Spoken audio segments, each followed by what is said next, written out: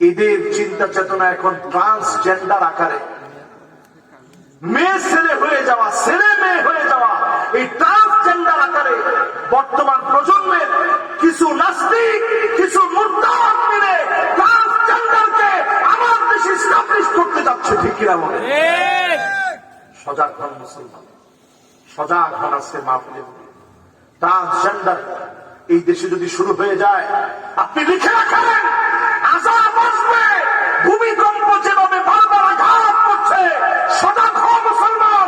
Transgender যদি চলে আসে, আল্লাহর আযাব পৃথিবীর কেউ রুখতে পারবে না। ঠিক কিনা বলে? ট্রান্সজেন্ডার কি একটু বুঝিয়ে দিই। একটা হচ্ছে থার্ড জেন্ডার। শহীদদের 6টা পুরস্কার আছে। কয়টা? আরো আসতে কম, জোর হয় নাই, ঘুমায় গেছেন। এবার একটু আমি দেখি 6টা মুখস্থ করে নিয়ে যেতে পারেন কি। 1 নম্বর পুরস্কার, ইউতি শহীদ সিদ্ধ খিসাল ইনদা ওয়ালি কাতরাতিন মিন দামিহি। এই জমিনে দ্বীন কায়েমের জন্য যারা শহীদ হয়ে যাবে, প্রথম ফোঁটা রক্ত জমিনে পড়ার আগে তার গুনাহগুলো যিনি মাফ করে দেবেন তিনি কে? 1 নম্বর পুরস্কার কি? সবাই আসতে বলেন কি, জোরে বলেন কি? গুনাহ মাফ। 2 নম্বরে আল্লাহ রাব্বুল আলামিন শহীদদেরকে পুরস্কার দিবেন, ওয়ায়ুযাওয়াজু মাহুরিল আইন। ডাগর ডাগর চোখ বিশিষ্ট অপরূপ সুন্দরী, যাদের সৌন্দর্যের কোন তুলনা দুনিয়ার কোন সুন্দরীর সঙ্গে হয় না, অপরূপা নয়ন জোড়ানো সুন্দরীদের সঙ্গে জান্নাতে যিনি বিবাহের ব্যবস্থা করে দেবেন তিনি কে? এরপরে আল্লাহ শহীদকে তার জান্নাতের বাড়ি দেখাবেন। শহীদকে দেখবেন জানেন কত কষ্ট দিয়ে জুলুম করে মারে, হাত কেটে নেয়, পা কেটে নেয়, চোখগুলা উঠায় ফেলে, বুকটা গুলি করে চাষরা করে ফেলে। এরপরেও দেখবে শহীদের ঠোঁটের ভিতরে যিনি জান্নাতি হাসি মৌতের সময় ফোটায় দেন তিনি কে? কয়টা পুরস্কার ভাই? সবাই বলেন, আর জোরে বলেন। 6টার গেছে, 3টা বাকি আছে। কয়টা? এরপরে আমার ভাইয়েরা 4 নম্বর পুরস্কার হল ওয়ায়ুমানু মিন আযাবিল কবর। শহীদকে কবরের ভিতরে আল্লাহ নিরাপদ বানিয়ে দিবে। মাটি শহীদকে চাপ মারবে না, অথচ অন্যদেরকে এমন চাপ মারবে, জালেমদেরকে এমন চাপ মারবে, একদিকের হাড় গুলা অন্য দিকে চলে যাবে, ডানের হাড় গুলা বাম দিকে চলে যাবে, বামের হাড় গুলা ডান দিকে চলে আসবে। জালেমের জন্য মাটি সংকুচিত হয়ে যাবে।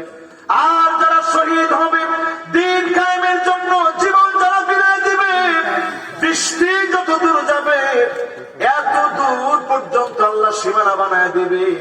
দরজা দিয়ে যিনি জান্নাতের নেয়ামতগুলা কবরে প্রবেশ করায় দেবেন তিনি কে? কত নাম্বার গেছে ভাই? সবাই বলেন। 5 নম্বর পুরস্কার শহীদ। আমরা কি শহীদ হইতে রাজি আছি? রাজি আছে? 5 নম্বর পুরস্কার শহীদদের ওয়ায়ুমানু মিন ফাযাইল আকবার। এই পৃথিবীতে একদিন পরমকারী একটা টক্কর লেগে যাবে, কিয়ামতের ভয়াবহ পরমকারী টক্কর লেগে যাবে। এই টক্কর থেকে শহীদদেরকে যিনি হেফাজত করবেন তিনি কে? এমন ভাবে উঠবে শহীদরা, কি রে এইমাত্র ঘুমাইলাম, ঘুমটা কে ভাঙছে? ধরে পেলাম বাবা। এরপরে আমার ভাইরা 6 নম্বর পুরস্কার শহীদদের জন্য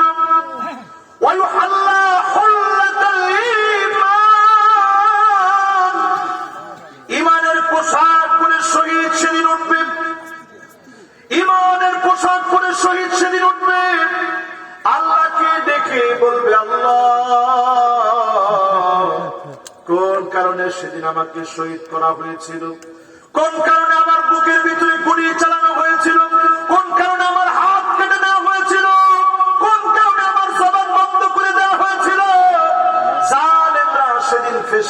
যাবে, সেদিন যিনি বিচারক হবেন তিনি কে? দেখবেন বিচারপতি যদি কোন রায় দেয়, রায় কিন্তু বহাল থাকে। দুনিয়ার বিচারপতির রায় যদি বহাল থাকে, আর সেদিন রায় দিবেন কে? মিলুল আরদি যাহাবান ওয়া লা ইফতাদা বিহি, সামনে যদি হাজির করে দেন, তারপরেও এক মুহূর্তের জন্য জাহান্নামের আযাব থেকে মুক্তি দেওয়া হবে না। ঠিক কিনা বলে? এরপরে আল্লাহ আমাদেরকে স্মরণ করায় দিচ্ছেন, আল্লাহু লা ইউহিব্বুয যালিমিন।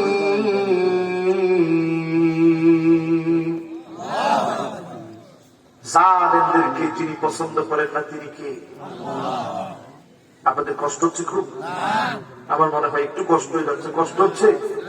শীতের রাত আর কয়েকটা মিনিট আপনাদেরকে একটু কষ্ট দিই। কষ্ট হচ্ছে না তো আপনাদের?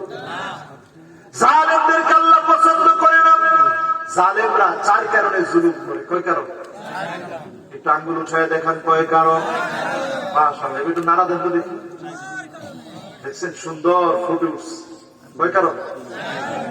এবার আঙ্গুল গুলো নাম। এক নাম্বার কারণ, মান ইতামাদা আলা মালিহি কল্লা।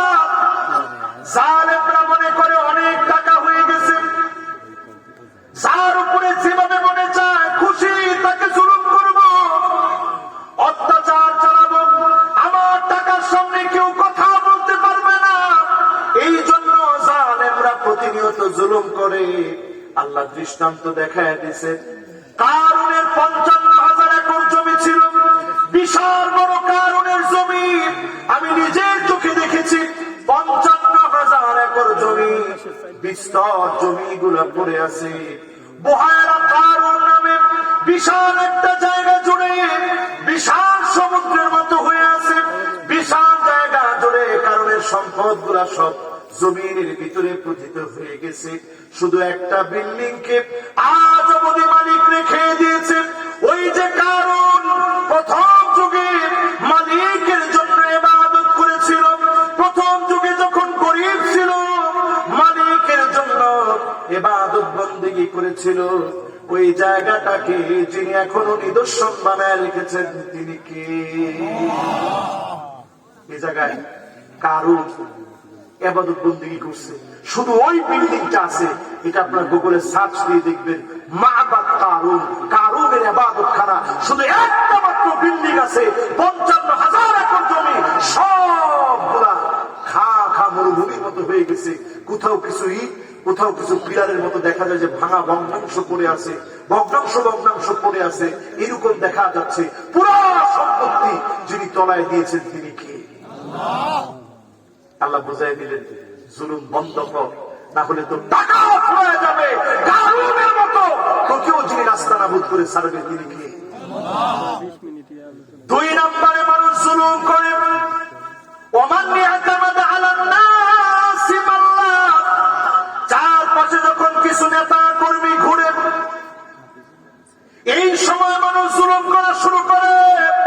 মনে করে অনেক অনেক লোক তো আমার আছে, যা ইচ্ছা তাই করব। এরকম আছে না নাই? কথা কয় না, আছে না নাই? যা ইচ্ছা তাই করবো, বাধা দেবে কে? কে কি করবে? আমার সব লোক আমার। আপনি যে আমার আমার করতেছেন, নমরুদের পাশেরও সব লোক নমরুদের ছিল। আল্লাহ পাক শুধু একটা ল্যাংড়া মশা পাঠিয়ে দিয়েছে, একটা ল্যাংড়া মশা মালিক পাঠিয়ে দিয়েছে। এটা লোড নমরুদ দিতে পারে না, লোড তো নিতে পারি নাই। মাথার ভিতরে যখন গিয়ে সেন্টারিং করা শুরু করছে নমরুদ, ওই যে পাশের লোক তারই করছে পিঠা। কই? মাথায়। কি দিয়া? জিনা বাসিনা দিয়ে শুরু হয়েছে পিটানো, জুতা দিয়া পিটাইতে পিটাইতে একটা ল্যাংড়া মশা দিয়ে এই পৃথিবীর জালেম নমরুদকে যিনি শেষ করে দিলেন তিনি কে?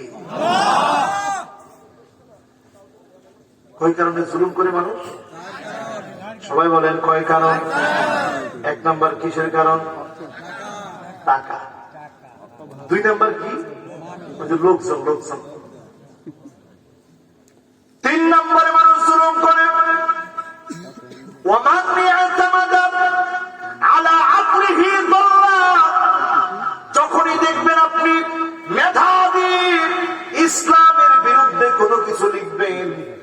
আপনি মনে রাখবেন ও চিরি আপনার মেধাকে খর্ব করে দেবে, ধ্বংস করে দেবে।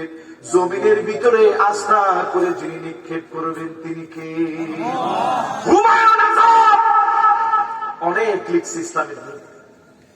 তার একটা বক্তব্য কোট করি, কষ্ট হচ্ছে আপনাদের? হুমায়ুন আজাদ তার লিখনের মধ্যে লিখতেছে, এই মোল্লাদের কথা শুনে আমার কাছে মনে হচ্ছিল যে আমরা আশরাফুল মাখলুকাত, সৃষ্টির সেরা। পরে এই মোল্লাদের কথাটা বিশ্বাস করে কিছুদিন পর থেকে যখন সায়েন্স নিয়ে গবেষণা করি, বিজ্ঞান নিয়ে গবেষণা করি, এই বিজ্ঞান নিয়ে চর্চা করার পরে বুঝে আসছে আমরাও অন্যান্য জন্তুর মতোই। কুকুর যেরকম ওইরকমই আমরা একটা জন্তুর মতো, শুকুর যেরকম ওরকমই আমরা একটা জন্তুর মতো। আমি হুমায়ুন আজাদের এই লেখার প্রসঙ্গে বলতে চাই যে তুই যে নিজের জন্তুর মতো মনে করলি, দুনিয়া থেকে শেষ হইলি, কয়জন তোর নাম নেয় এখন? একটু চিন্তা করেন, কয়জন নাম নেয়? এই হুমায়ুন আজাদ সারা জীবন ইসলামের বিরুদ্ধে বিরুদ্ধাচারণ করে গেছে, আলেমদের বিরুদ্ধে বড় বড় কথা বলে গেছে। মোল্লাদের কাছ থেকে নাকি সে শিখছে যে মানুষ শ্রেষ্ঠ।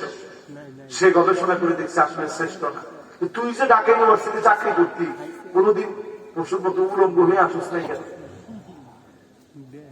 এদের চিন্তা চেতনা এখন ট্রান্সজেন্ডার আকারে মেয়ে ছেলে হয়ে যাওয়া, ছেলে মেয়ে হয়ে যাওয়া, এই ট্রান্সজেন্ডার আকারে বর্তমান প্রজন্মের কিছু নাস্তিক, কিছু মুরতাদ মিলে ট্রান্সজেন্ডারকে আমার দেশে এস্টাবলিশ করতে যাচ্ছে। ঠিক কিনা বলে? সজাগ হন মুসলমান, সজাগ হন। আজকে মাহফিলে ট্রান্সজেন্ডার এই দেশে যদি শুরু হয়ে যায়, আপনি লিখে রাখেন আযাব আসবে। ভূমিকম্প যেভাবে বারবার আঘাত করছে, সজাগ হন মুসলমান। ট্রান্সজেন্ডার যদি চলে আসে, আল্লাহর আযাব পৃথিবীর কেউ রুখতে পারবে না। ঠিক কিনা বলে? ট্রান্সজেন্ডার কি একটু বুঝিয়ে দিই। একটা হচ্ছে থার্ড জেন্ডার, আমাদের দেশে যারা তৃতীয় লিঙ্গ, হিজড়া যাদেরকে আমরা বলি, হিজড়া বলি না ভাই? এই হিজড়া আমরা যাদেরকে বলি, এই হিজড়াদের ব্যাপারে ইসলামের বক্তব্য খুব পরিষ্কার। একটা প্রশ্ন রাখতে পারে মনের মধ্যে যে হুজুর হিজড়া হয় কেন? এটা কি আল্লাহ দেয় না? কে দেয়? আমি গত কয়েকদিন আগে একটা ভিডিও দেখতেছিলাম, একজন চেয়ারম্যান যিনি একজন হিজড়া, তিনি কেঁদে কেঁদে বলতেছিলেন তাকে যখন ঘর থেকে বের করে দেওয়া হচ্ছে,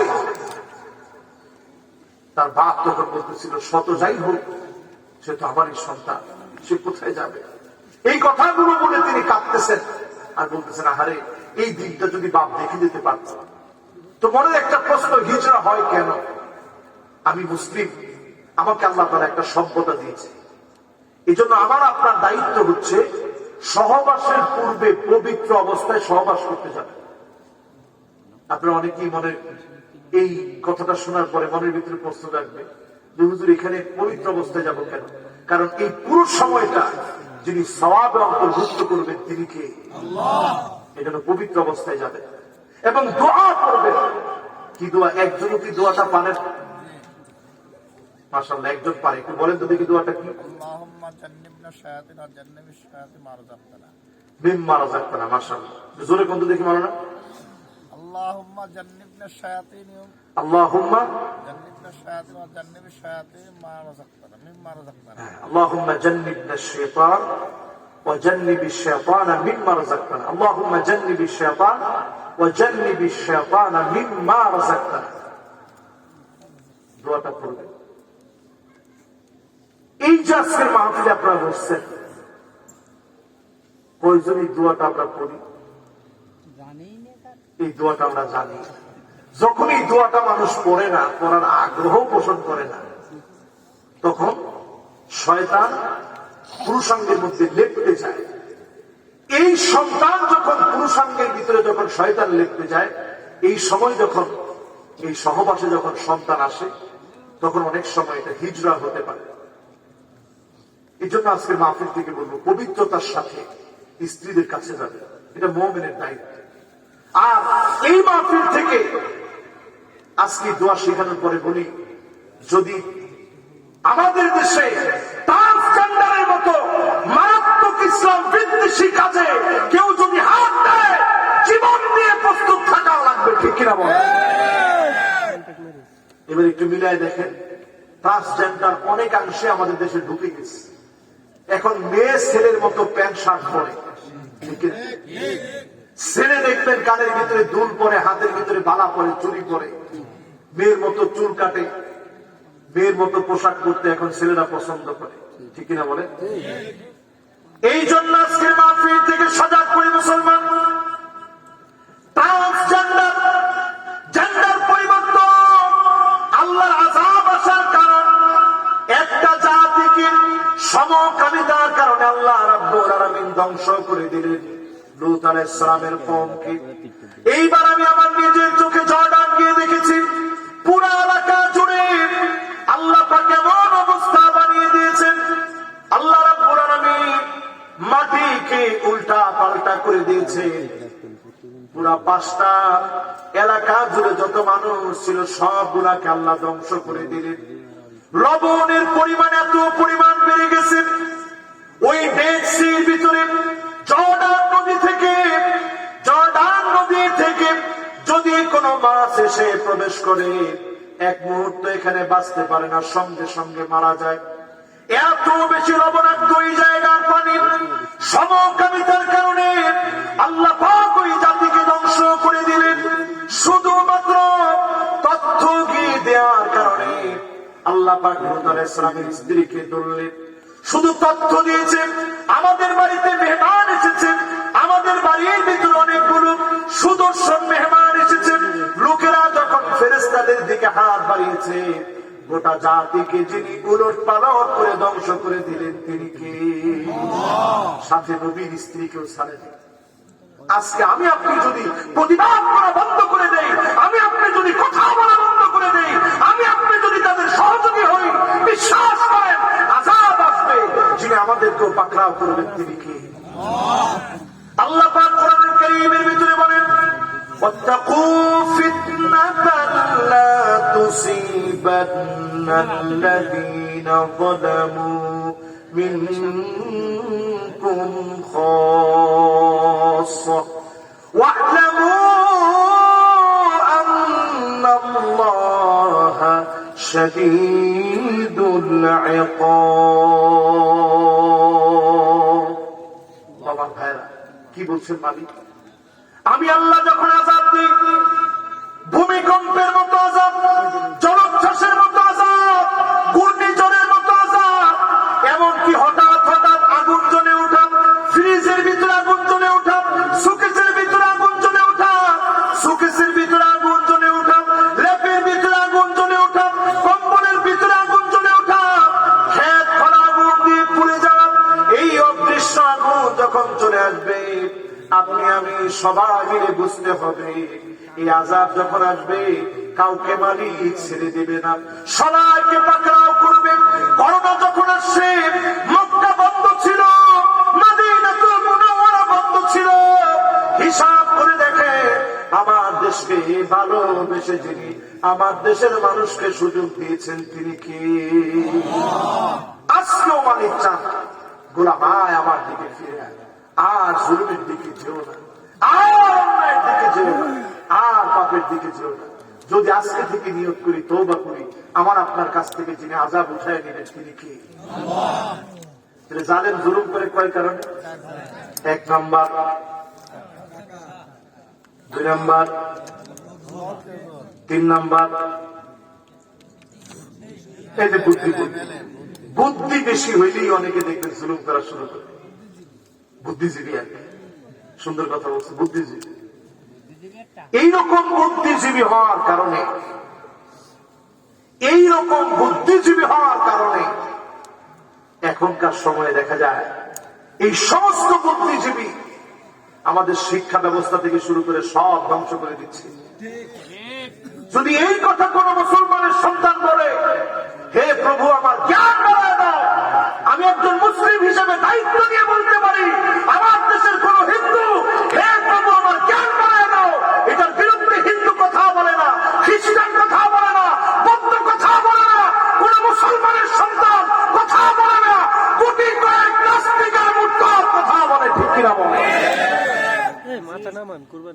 এই জন্য আমরা যারা বসছি একটু সময় দিয়েছি মাহফিলে, চিন্তা করেন কোন দিকে হাঁটতেছি। শিক্ষা ব্যবস্থার ভিতরে যখন 10 নেমে আসবে, একটা জাতি ধ্বংস হয়ে যাবে। নবী আলাইহিস সালাম বলেছেন, আইয়ুল ফালাল, ইলম উঠায় নেওয়া হবে, জ্ঞান উঠায় নেওয়া হবে, জাহালত বৃদ্ধি পেয়ে যাবে।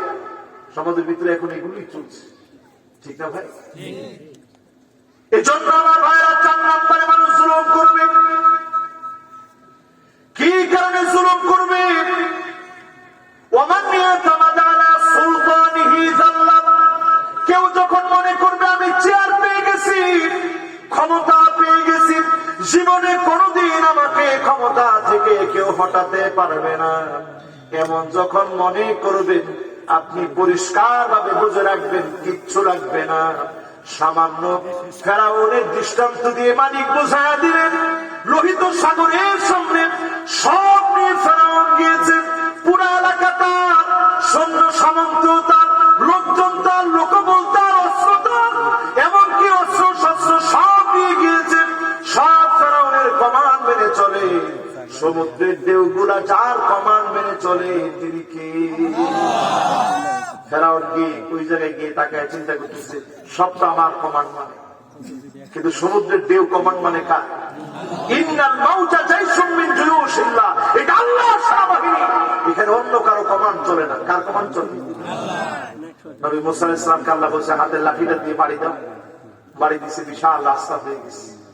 রাস্তা দিয়ে নবী মুসা আলাইহিস সালাম পার হয়ে যাচ্ছে। ফেরাউন চিন্তা করছে, এখনই অ্যাটাক করে ধরি। যেই ফেরাউন গেছে, রাস্তা আবার মুখ থেকে রাস্তা সব মিশিয়ে গেছে, আবার ঢেউ হয়ে গেছে। এক এক চুবানি এত জোর নিয়ে চুবাইছে, ফেরাউন বাঁচার অনেক আকুতি মিনতি করছে আল্লাহর কাছে। ফেরাউন অনেকবার সেই মুহূর্তে বারবার ঈমান আনতে চেয়েছে। আল্লাহ ডাইরেক্ট ফেরাউনকে সেই সময় বলেছেন,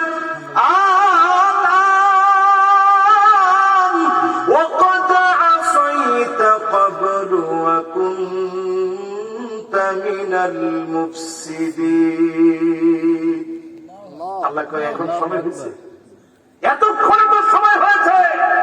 তুই ছিলি জমিনের ভিতরে ফাসাদ সৃষ্টিকারী, তুই ছিলি জমিনের ভিতরে বিশৃঙ্খলা সৃষ্টিকারী। আজকে তোর কোন ফার হবে না, আজকে তোকে মেরে আমি নিদর্শন বানায় রাখবো। জোরে কোন আল্লাহ। আমার ভাইরা, এই যে কথাগুলো আপনাদেরকে বললাম, আমার আপনার কাজ কি? যখন আমার আপনার কোন উপায় থাকে না, দেওয়ালে যখন পিঠ থেকে যায়, আমার আপনার কাজ কি? আমল দিয়ে নিজের সমাজকে গড়ার চেষ্টা করে, প্রতিনিয়ত আল্লাহর কাছে আমল দিয়ে নিজেকে পরিবর্তন করে, জমিনের দ্বীন কায়েমের জন্য সংকল্পবদ্ধ থাকে, চেষ্টা করতে থাকেন। সংখ্যা আপনি যা হন না কেন, সংখ্যা আল্লাহর কাছে আল্লাহ দেখবে না। আপনি যতজন থাকেন না কেন, আপনি কাজ করে যান, আপনাকে দিয়ে যিনি বিজয় দান করবেন তিনি কে? এই সময় আমাদের 8টা ফর্মুলায় কাজ করতে হবে। কয়টা? এই 8টা ফর্মুলা বলতে গিয়ে আমি সর্বোচ্চ আপনাদের কাছ থেকে সময় নিব 8টা মিনিট। এই 8টা মিনিট আপনাদের পকেটে আছে? এই 8টা মিনিট আমি সময় নিতেছি। এই 8টা ফর্মুলা বলতে 8 মিনিট ইনশাল্লাহ আমার সময় নেবে। একজন মুরব্বী যাওয়ার চিন্তা করছিলেন, মুরব্বী যদি একটু বসতেন আমরা খুশি হইতাম। আসবেন তো ইনশাল্লাহ? মাশাআল্লাহ, আসবে ইনশাল্লাহ। লিল্লাহি তাকবীর। কি সুন্দর! এই 8টা ফর্মুলা বলবো আজকের এই মাহফিলে। আমি হৃদয়ের একটু ব্যথা নিয়ে বলি, এই মাহফিলে আসলে কিন্তু আমি নতুন না। এই মাহফিলে আমি অনেকবার আসি, প্রত্যেকবার আমি দেখেছি উচ্চ করা শ্রোতার ভিড় থাকে, কিন্তু আজকে এই মাহফিলের লোক নেই নানা কারণে। সব কারণে আজকে বললাম না, আলোচনার ভিতরে যতটুকু বোঝানোর চেষ্টা করছে আপনারা বুঝছেন তো ভাই। খুব দুঃখ নিয়ে বলি, কোরআনের এই মাহফিল কতদিন চলবে আমরা জানি না, তবে আমাদের এই এলাকার যুবকেরা অনেক কষ্ট করে দুয়ারে দুয়ারে গিয়ে এই মাহফিলটার আঞ্জাম দেয়, অনেক কষ্ট করে মাহফিলটা করে। এই মাহফিলের জন্য আপনি আপনার পেঁয়াজ বিক্রি করে, এমনও তো হতে পারতো পেঁয়াজের কেজি 40 টাকা থাকতো, আপনি আপনার পেঁয়াজ বিক্রি করে এই মাহফিলের জন্য ইনশাআল্লাহ, আমি কোন মাহফিলে কালেকশনের জন্য কোনো দিন কাউকে বলিনি। 8টা ফর্মুলা বলার আগে 8 মিনিট নিব, অসুবিধা নেই। 8টা ফর্মুলা বলার আগে একটা লোক আমরা উঠবো না, আমি দেখবো আজকে উঠেন। কোরআন কারীম আল্লাহ তাআলা মানুষকে বড় আদর করে বলতেছেন, وَكَانَ الْإِنسَانُ عَجُولًا। মানুষ বড় তাড়াহুড়া করে। বলেন তো সবচেয়ে বেশি তাড়াহুড়া কার? তার শয়তানের চেয়ে মানুষের কম না, মানুষের বড় তাড়াহুড়া। আল্লাহ কোরআনে নিজে বলতেছে।